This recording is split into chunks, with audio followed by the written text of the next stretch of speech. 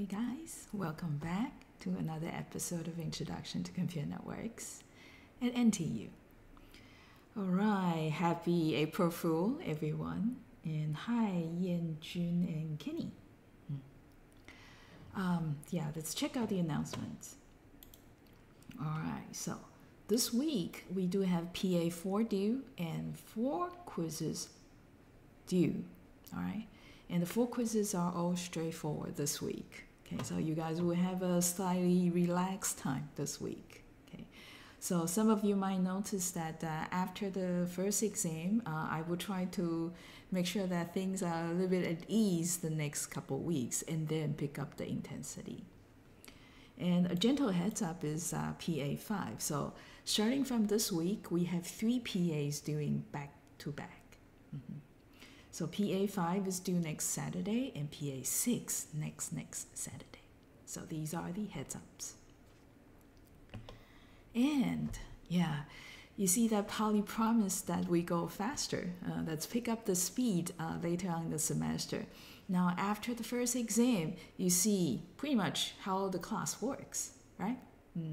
There'll be some quizzes and some PAs due every Saturday.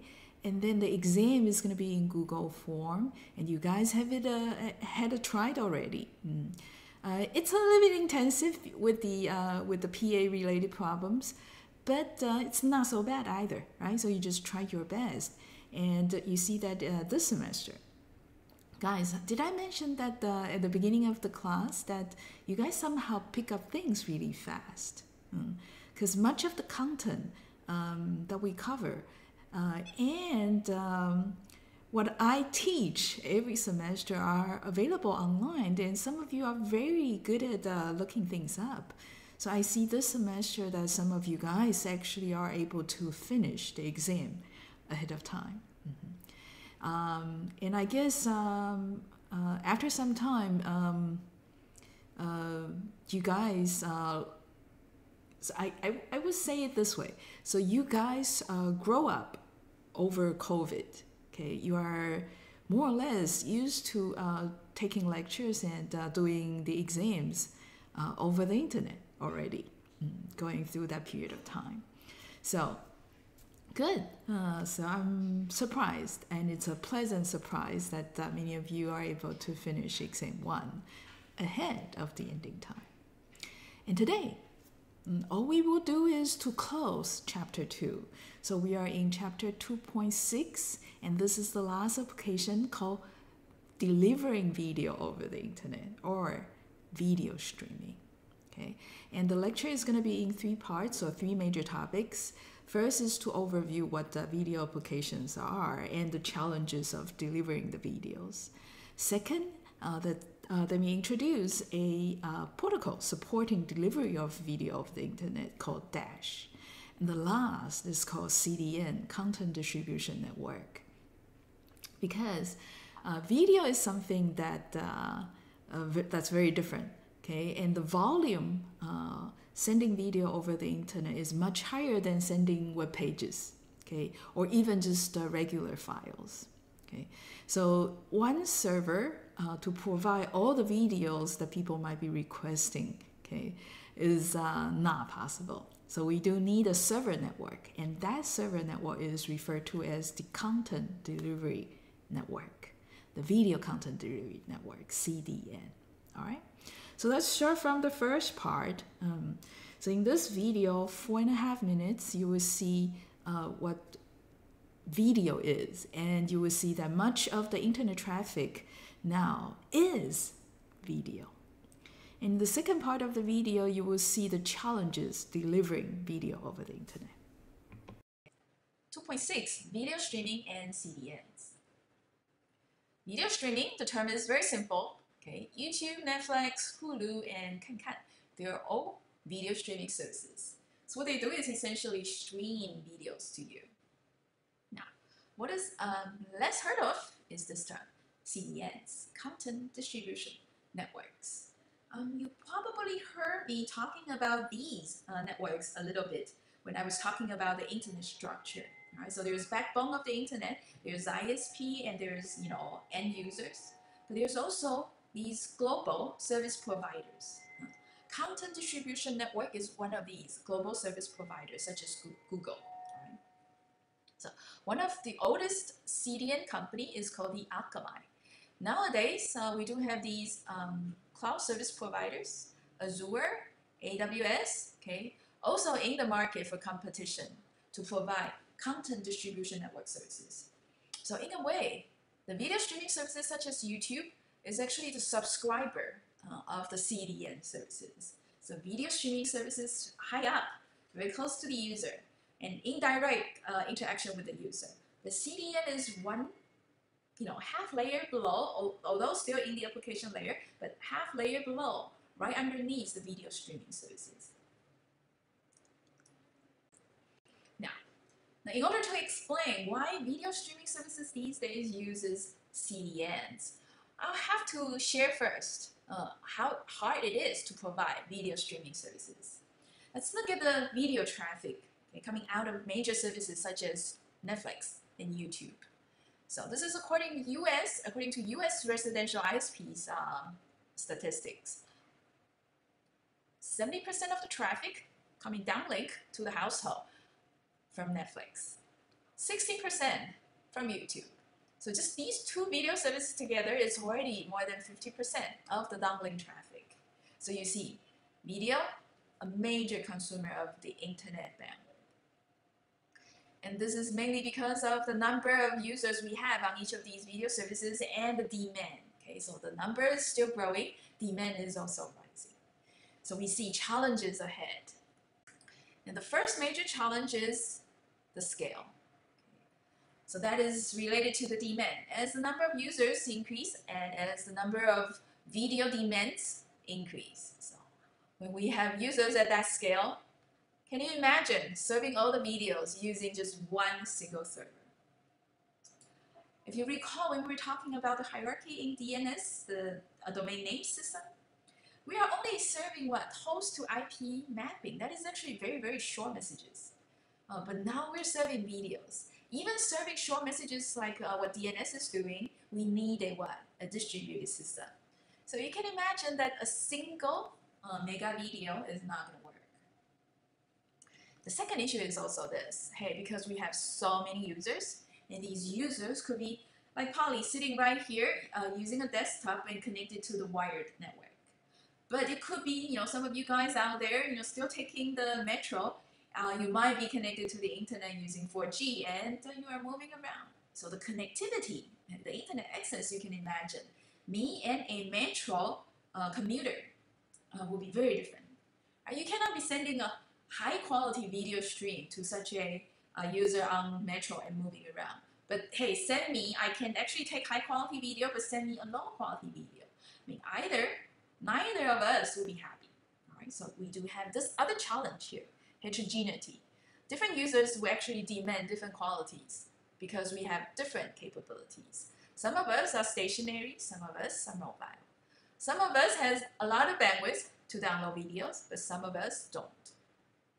Right? So to address the demand, to address the heterogeneity in these users, solution is to use CDN, which is a distributed application level infrastructure. We'll definitely talk about CDN more later. All right, so you see that the two keywords are what? Video streaming and CDN. All right. Now in the second video, we're still in the overview. What I'm gonna do is to explain what video is. So the content in a video is essentially what the eyes see in a duration of time.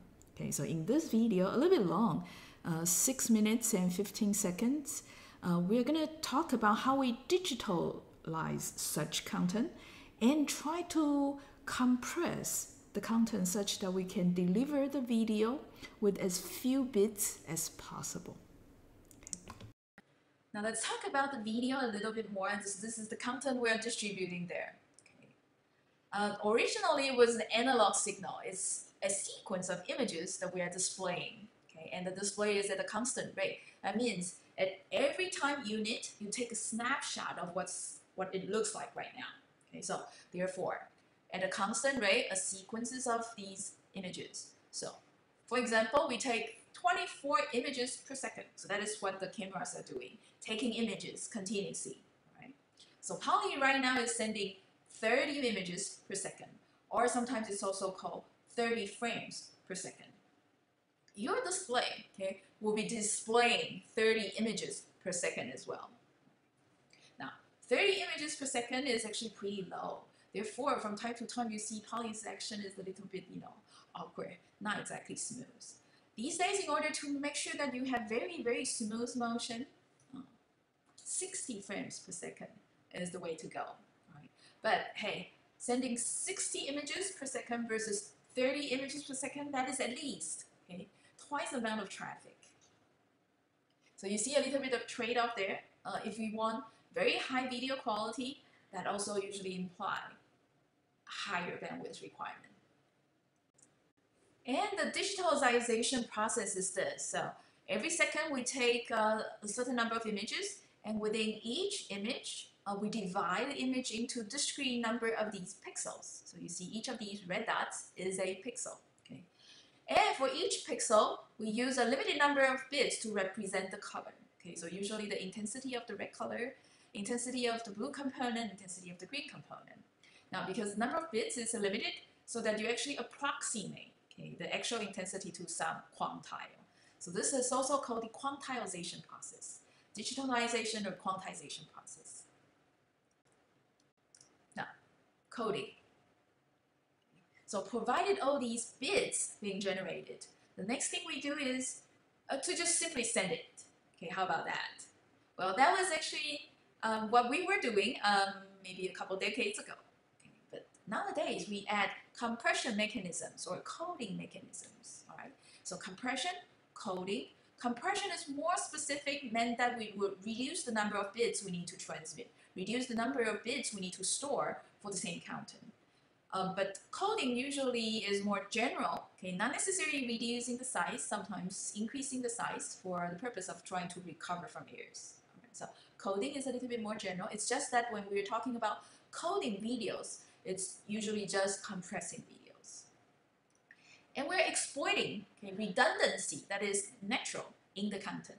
So redundancy could exist here, okay, within one frame, within one image. You see here, the sky, all these pixels in the sky, they would actually look very much the same. The colors are pretty much the same, right? So that is called a spatial coding. Okay? So instead of sending all the values one by one, okay, how about sending only two values? The color and the number of times the pixel, the color is going to repeat. Okay? So two numbers instead of n numbers. That reduces the number of bits we need to transmit. Okay. The other way, so that was spatial. The other way is temporal. So that is to look at this from one frame to another frame when we're in action. Okay. For most cases, slow action, you will see that frame I and the next one, I+1, there's not going to be much difference. So, hey, these pixels remain similar here. The colors pretty much stay the same. Right? So why don't we, instead of sending all the pixels in a frame, okay, send only the differences from the new frame to the old frame. Right? So if we take a subtraction, okay, newer frame subtracting the older frame, then you get very little differences. Most of the pixel differences are probably just zero. Then it's much easier to send a whole bunch of zeros, which you could use just zero and the number of times the zero repeated itself.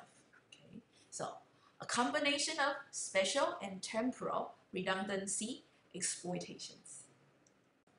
And the coding schemes, the really, really old one, those that are decades ago, are the constant bitrate coding. Because what? The number of bits is fixed to represent each pixel, and the number of pixels is fixed per image, and the number of images you take per second is also fixed. Therefore, the number of bits you're sending out is also fixed. Nowadays, the coding is variable bitrate. So it really depends on the amount of spatial and temporal redundancy you can exploit. Those movies with really, really fast actions, then you don't get very good compression rate because the from frame I and frame I+1 usually large, so you don't get to save too much. As a result, the bit stream you send out is in different bit rate. Okay? So lots of actions, high bitrate. Not much motion, low bitrate. So examples, this is MPEG version 1, MPEG version 2, MPEG version 4. And you see in the older version, the encoding rate is much higher. Okay. Nowadays, using MPEG-4, the suffix of the file names of MPEG-4 video is usually just this, MP4, something .mp4. Compression rate is really, really good, so we could send very high quality video under 1 megabits per second. Now, yeah, you see version 2 seems to be requiring more bandwidth. That's because it's in DVD quality. The number of pixels that you're sampling is way higher. Okay, so CD-ROM is actually pretty old, as I said, a decade ago, and maybe a couple decades ago. All right, so that's video encoding. Okay, the purpose is to compress, and those who more advanced the video coding scheme sometimes also talk about recovering from losses. Okay, so those are the video. Now we talk about video streaming, and before that, there are a couple questions. Brian was asking what I meant by application level infrastructure at the end of the overview video.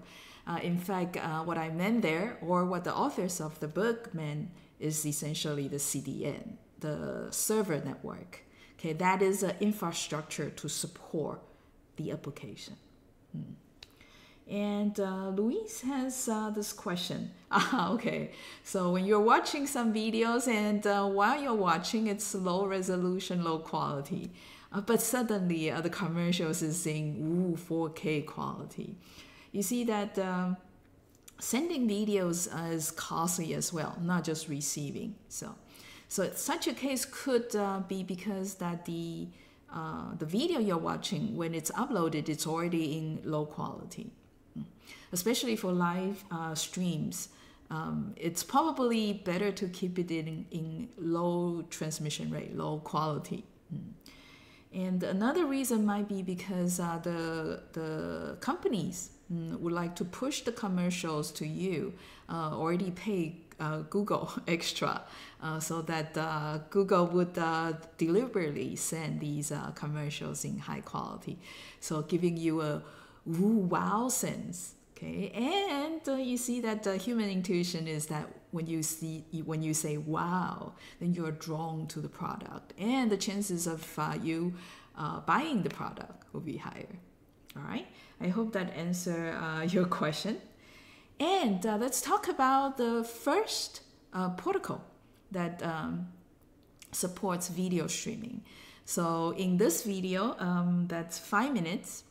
At the very beginning, I'm gonna first explain why we say delivering video as video streaming, because it's a little bit more like when we stream water over pipelines, because video is what? A duration of content. Okay, there's this notion of timing in the content itself.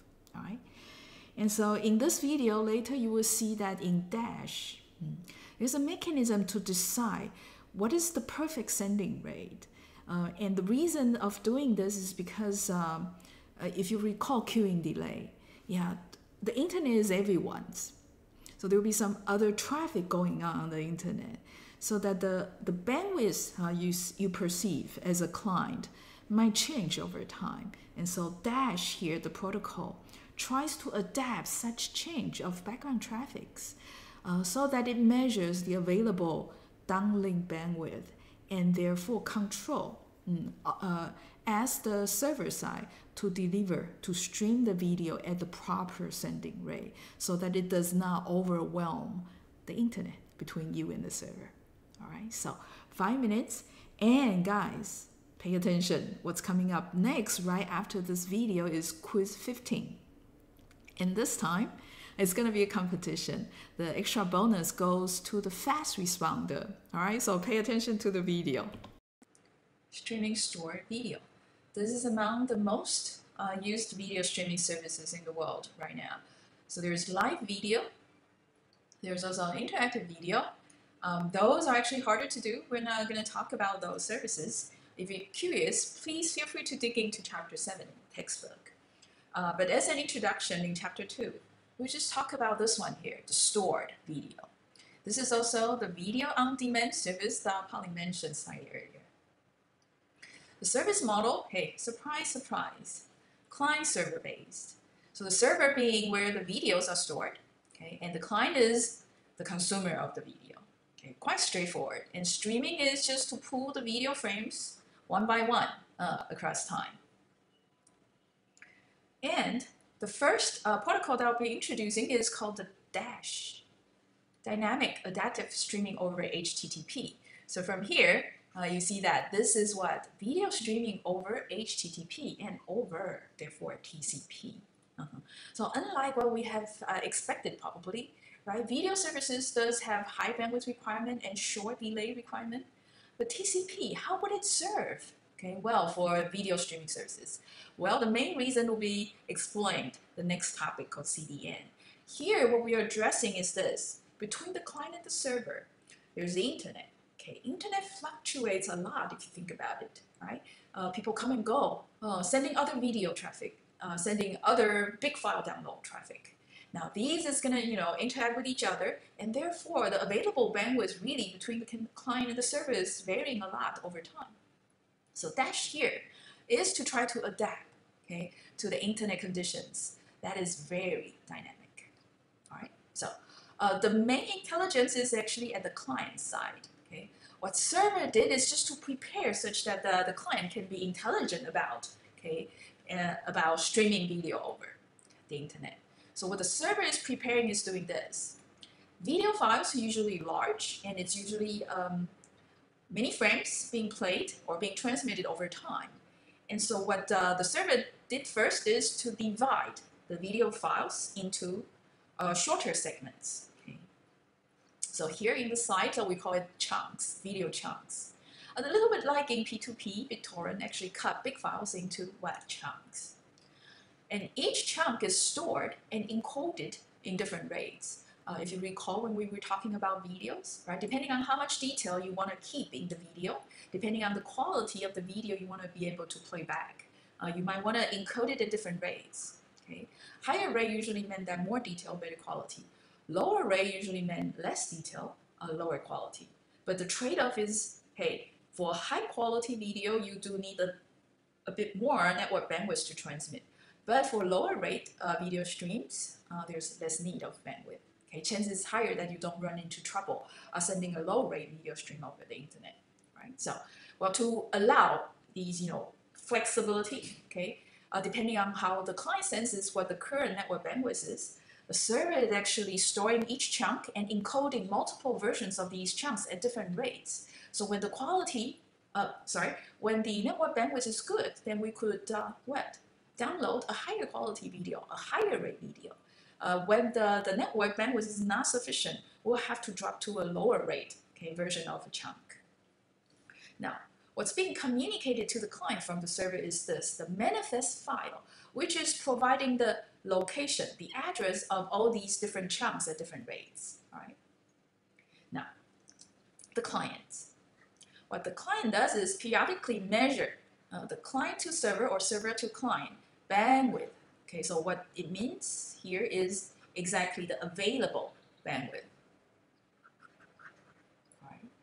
And then, provided this bandwidth limit, consult with the manifest file and then request the chunk, okay, the client is looking for at the time, and chooses the maximum rate such that it's under the bandwidth limit. Okay, so measure periodically the available bandwidth, pick the version of the chunk such that the rate is right below the limit. Okay. And at different point in time, so periodically, the client does the measurement of the available bandwidth. If it gets back up again, then you pick a rate that's a little bit better. Okay. Otherwise, if the available bandwidth drops, pick the rate that is a little bit lower. Right? So you choose different coding rate depending on what the available bandwidth is at a given point in time. Right? All right, that takes us to quiz 15. Let's go to the whiteboard mode. Oops. Interesting. Okay, give me just a second. I really need a screen there.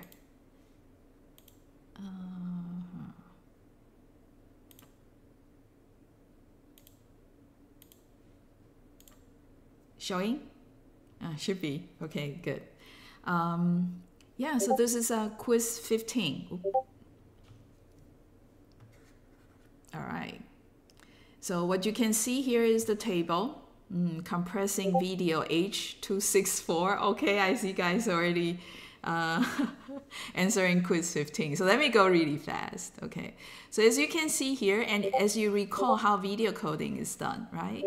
The higher resolution it is, for example, 4K video, you can imagine the sending rate needs to be higher, or the so-called bit rate will be higher.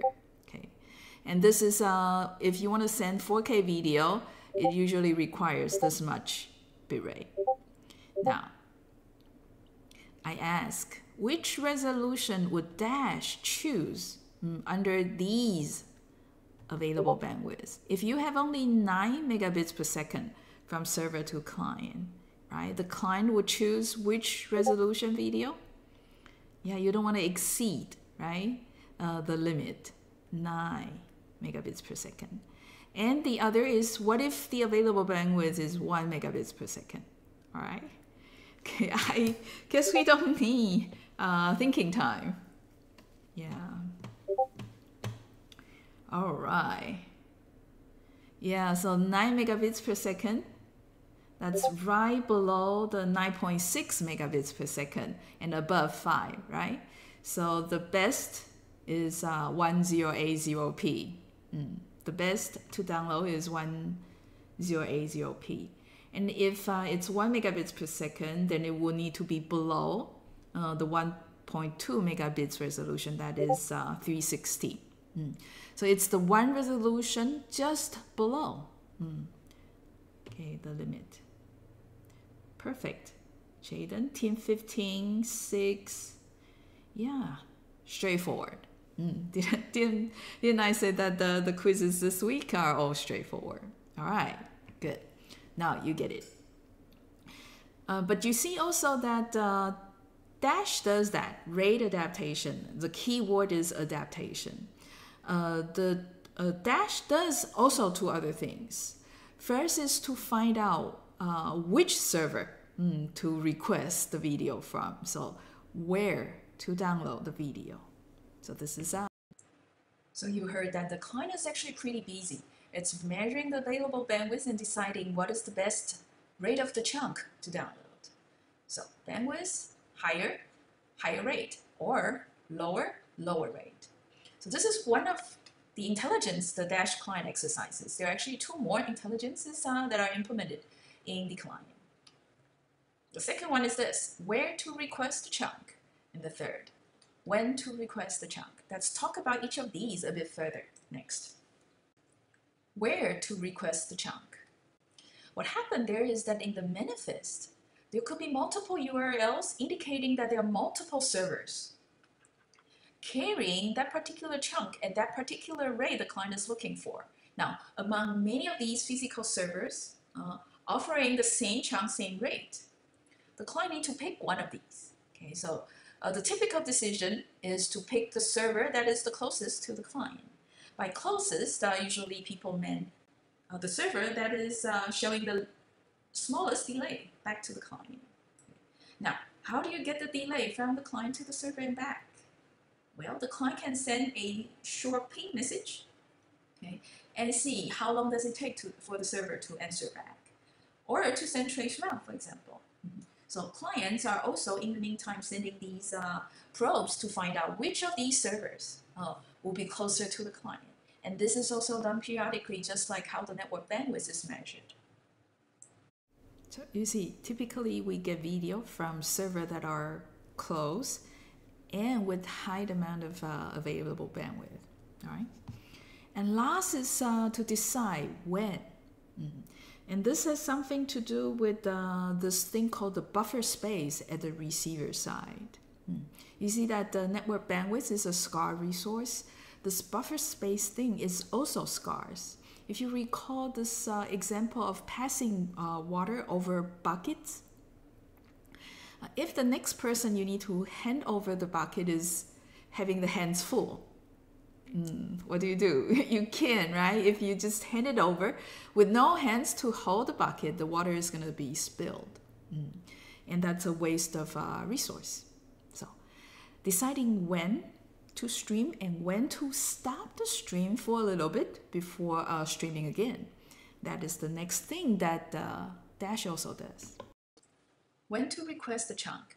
This is actually the intelligence that is a little bit hard to explain because we did not talk about a very special component in a streaming system.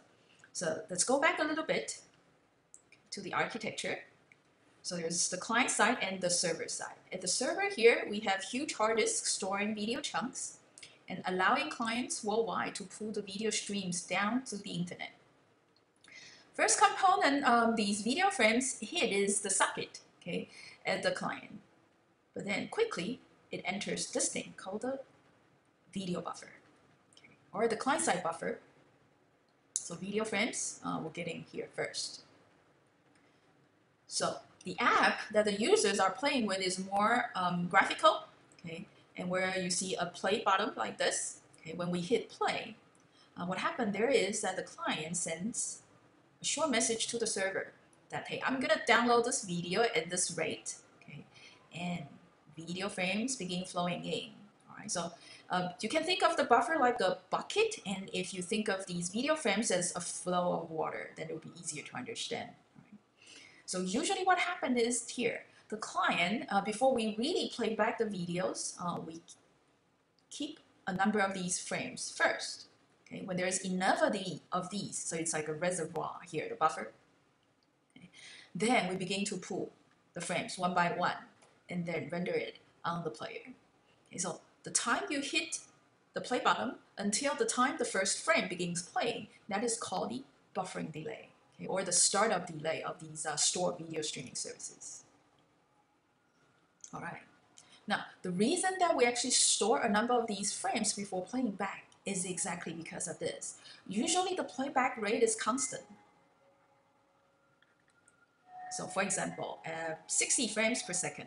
So this is usually to ensure a smooth experience. Right? So viewers will all prefer a higher frame rate if possible. Okay. Now let's say that, hey, we're going for 60 frames per second rate, but the network bandwidth here suddenly goes really bad. Okay. What's occurring here at the buffer space is this. Well, we're fetching still 1 frame per second. Okay, 60 frames per second. That is, oops, sorry, so 1 frame per 1/60th of a second. But the thing is that the network bandwidth goes down. The incoming rate of the frames will be much lower, and it will not take much time until what? We see the buffer space emptied up real quick, and eventually there's no more frame in the buffer. Okay, that is called the buffer starvation. The buffer is starving of the video frames. Is that good? It's actually not good. What happens here is you're seeing your screen smoothly playing video frames one by one, but suddenly what? It freezes. Okay, so that is called an interruption. So that's very disturbing to the viewing experience. Not good.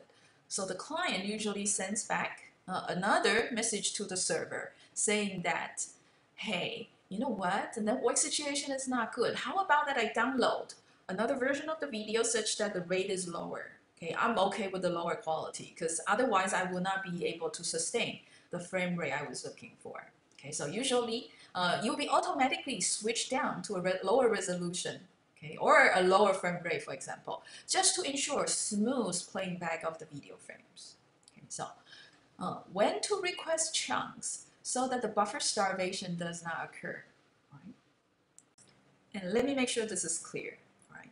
So that message from the client to the server asking video chunks being sent with a lower rate version, that should occur before actual starvation occurred. Now, as to how much earlier, that is the intelligence the client needs to decide. Right? So Dash allows the client to implement different strategies to decide when to start changing the rate, okay, automatically according to the network bandwidth to avoid buffer starvation. Now the other situation is this. The client also needs to decide when to send back a message to the server such that the buffer does not overflow. So this is the other way around when the incoming rate here is really nice. But the server here I'm sorry, the client over here, the user over here, the client is what? Hitting a pause button, for example, taking a restroom break. When this happens, ooh, right, the player will not be fetching frames one by one as usual, and quickly what? Hey, the buffer space is also limited. We have a buffer overflow situation. All the subsequent frames coming in here will get what? Dropped. So this is just like in the router. We have the buffer space for the packets. Now, in case the outgoing rate is too slow and incoming rate is too high, we have what? Packet drops. Similarly, if the user is hitting pause or doing something else, then we might have a buffer overflow situation. This is not good either. We definitely do not want to miss frames in the middle of video playback. So clients, therefore, send back a message to the server, asking the server to hold. Okay, now stop sending the frames until I tell you so next. So this is also another intelligence the client side implements, telling back the server now to stop and hold the sending of the frames. All right, so essentially deciding when to continue a stream or pause a stream so that we don't have starvation nor buffer overflow. All right, and now we enter the third part of the topics today, CDN. This video is going to be quite long, 7.5 minutes. In the first part, you'll hear Polly repeating why it's necessary to have a server network instead of using just one server. In the second part, you will hear also two flavors or two styles of CDN network. CDNs, content distribution networks. This is the part in video streaming services Polly finds the most amusing. Some of you might know, many of the global services that are popular worldwide uses some sort of CDN in the back. So that includes Gmail, Dropbox, even the Zoom teleconferencing system that is a bit controversial these days. The reason for that is this. You hear a little bit back, dash. Okay, so dash there is nice. The client can actually adapt. Given this much network resource, we ask for the video chunks and the version that's just behind, okay, just below the available bandwidth. Okay, so this adapts to fluctuations on the internet, which includes when the number of users increases, yeah, the remaining available bandwidth will be lower and lower. The dash there does is just to adapt to the change. The thing is that the change could become unbearable. So if the number of users increase continuously, okay, and if a high number of them are demanding the service simultaneously, you could end up with available bandwidth that is so low, it's not even sufficient to serve the chunk with the minimum rate. And to deal with the network capacity issue is what CDN here is mainly to address for. Again, there's a critical issue on popular systems on the internet today, the scalability issue. Okay. And CDN here magically addresses some aspects of these scalability issues. Let's step back a little bit and look at option 1. So this is to contrast CDN, and this is the simple, naive solution. What about using just one server? Yeah. If you recall when we were discussing DNS system, the name IP address mapping service, we were saying that originally there's only one server instead of having a distributed service, isn't it? Yeah, using one server, we have what issue, like this, single point of failure. That server down, the entire service down. The mega server down, the video streaming service is also down. And that one server there is also the point of congestion because everyone is asking for its service. And they'll be part of the world being happy because they are close to the server, but there will be the rest of the world will be unhappy because they're farther away from the server. And delay long is not good, and there's also a fairness issue, isn't it? How come you always get to enjoy short delay service, and how come, okay, I always have to wait? And last, this one is more distinctive in video streaming service. In DNS, the name to IP mapping are all short messages. But here, for video streaming, it's continuous, and each frame is already bigger than the name IP mapping. So we're sending these streams repeatedly, and some of the streams are probably the same. So users might be requesting popular videos, which means we are sending multiple copies of the same video over and over again. Right? Now, not a very thrifty way of using the network resource. Solution like this, definitely not scale. This is very clear. And that takes us to option 2, which is exactly what CDN is doing. That's, instead of using just one physical machine storing one copy of these content, that's use multiple machines storing multiple copies of these content. And more importantly, okay, distribute them around the internet, making sure that they are very widespread geographically. And the point of doing this is so that, hey, if there's a server here, the clients around it will be able to communicate and get the content within the local area.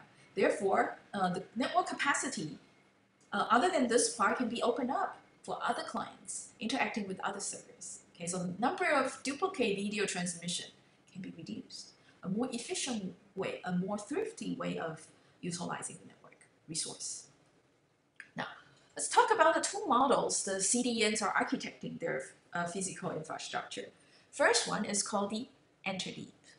Okay, so this is actually speaking that the infrastructure, the machines themselves, okay, for storing these videos are actually deep, closer to the end customers, deep into the ISPs, to the local ISPs, so that they are close to the end customers. Akamai, one of the oldest companies, is implementing exactly this architecture. Therefore, there are so many locations around, okay, in Akamai. Pretty much for each local ISPs, Akamai probably set up a site where you see typically a rack of workstations, and they are redundantly connected to the other machines in the access network, other routers in the access network, and potentially very close to the users. So Akamai there, when they deal with an ISP, they rent for the rack space, they rent sometimes for physical machines on the rack. They definitely subscribe to the connectivities provided by the local area access networks. Now, the other model is bring home model.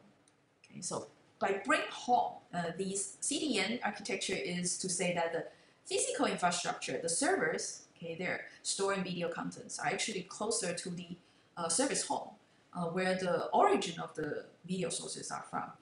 Essentially, the company generating the video. Right? So it's actually closer to the home company. Therefore, they are actually higher up in the internet hierarchy, closer to the core instead of to the local access network. Okay, so they are actually very close to these POPs, the internet exchange points. So the idea is that such a CDN company will build up a few racks of these workstations and just connect to the POPs where they get access to the rest of the internet. Right? Now, because the number of locations is very limited as number of POPs are also limited, so there are not many of these sites. And the sites tend to be bigger. Instead of calling them sites, they are called clusters. Okay, so the physical infrastructures will be formed by server clusters. Okay, few of these clusters interconnected through the POPs, the internet exchange points. So they did not go deep into the access networks. Limelight, this is a cheaper CDN service, offers bring home CDNs. Now, so you see a little bit also advantages and disadvantages of the two models. This, closer to the end customer, some big wealthy service providers might subscribe to this because potentially maintaining the infrastructure is very high cost. Now, those smaller service or smaller content providers, not quite as wealthy, then might subscribe to a bring home CDN service. All right, so there's a pop-up quiz on the live chat. Do you like the enter deep style better or the bring home one? It just gives you your intuitive answer while you think about technical reasons. Okay, so second video in CDN is this. I'll be illustrating how the CDN works. And in the second part of this video, you will see that why the CDN is called a application level infrastructure. And there's another term for CDN called the OTT, over the top. And let me illustrate how the content consumer or the client, content provider, the origin server, as well as the CDN. Okay, CDN is the one distributing the content, how the three components interact. And I'm going to use Netflix as an example. All right. So client here will be retrieving a video, and origin server here, the content provider, Netflix over here. So CDNs, the content distribution network that Netflix subscribes to, will be allocating a number of physical machines worldwide, okay, and stores copies of the content. All right. Good. Okay, so the motion is this. Okay, a customer turned up, okay, and decided to watch Mad the movie. Okay, so the user here is obviously a subscriber of Netflix, then it would send the request to Netflix. And Netflix will then send back a manifest file telling the subscriber where the copy of the video is stored. So this guy, this guy, this guy, this, all 7 of them will be reported to the client, to the subscriber. And subscriber then will pick one of them. Okay, so redirected to the nearby CDN to retrieve the content. Now what's nice about having CDN is not just the content therefore is closer to the client, it's also to address this issue. If the network goes bad here, okay, from the first CDN, the client there can choose a different CDN where the network congestion is lighter and go this way. And CDN working this way is also called a over-the-top service. Allow me to explain. And it's better explained illustrating it this way. So let's bring all these entities involved in a CDN service high up, like this. Okay, so you see there's a separation of the internet physical structure and the OTT service. So these CDN servers, as well as the original server, as well as the client, they form a network. It's a service network. It's a network formed by what? Hosts only. Now let's abstract away the infrastructure here using just a channel. Okay, so you see here high up, this is a network. And CDN, you can think of it as a service provided to the content provider such that we enable end-to-end or host-to-host communication. So it works like there's a network at the application layer. Now, maintaining such a network such that it works very efficiently distributing content is not easy. There are a lot of key design challenges. Okay, one is, hey, as we mentioned earlier in the example, right? The client will then select a nearby CDN node to retrieve the content. Okay, that is usually because the delay will be shorter, and the segment of internet involving the communication is short as well. Therefore, less chance of other traffic interfering with this one. But how do you know a shorter delay one is certainly the one that uses the shortest segment to travel? How? And maybe you want to use a combination of short segment and short delay. So, yeah, exactly how you design selecting of the CDN node, that selection algorithm, that is something to be investigated about. Okay. Second, in the presence of congestion, well, congestion comes in, very light level, sometimes very heavy level. Would viewers be really unhappy about a certain level of congestion? It might really depend. Okay. So how do you know when to switch from one CDN node to another one? Yeah, that is another challenge. Okay.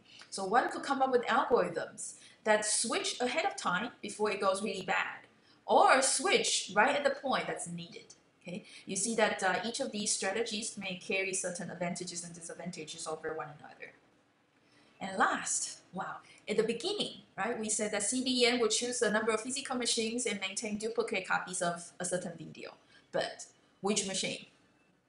And which video? Yeah. So this really has a lot to do with resource allocation and where the demands are. You want to make sure that the content is pushed closer to the demand, but you cannot be copying all the content, right, to every CDN node. So how do you conserve? Again, challenging problem. If you're curious, definitely read more into chapter 7. All right, so again, if you abstract the physical infrastructure away, you get yourself a application level infrastructure there. having the server network, and having the clients asking for videos. And so over the top is another term for it. And guys, you know what? Perfect timing, it's 2:10. There's one more video, but we'll play that tomorrow. And that video is about 2 ways of implementing, redirecting a client to the server to fetch the video.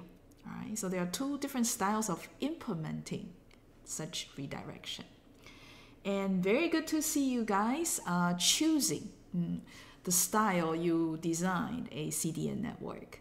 You see, once again, I mean, either way you prefer, I would honor, respect your choice. But you see, once more, even for an engineer, there's always some reasons behind the decision. And the design is actually also a thinking process. Okay? It's not exactly a computation. It's not just the computation process. I mean, for quiz 15, it's a computation process. But here, choosing which style you implement the CDN, you design the CDN, is also a thinking process. Not exactly computational, but some sort of thinking process. All right? Yeah, good. Hey guys, check out each other's answers and the reasons. Then you will see that there are different perspectives. Okay? Learn to live with people who are going to talk and think in different perspectives. And that's all the time we have today, and I'll see you tomorrow, 10:20. Bye!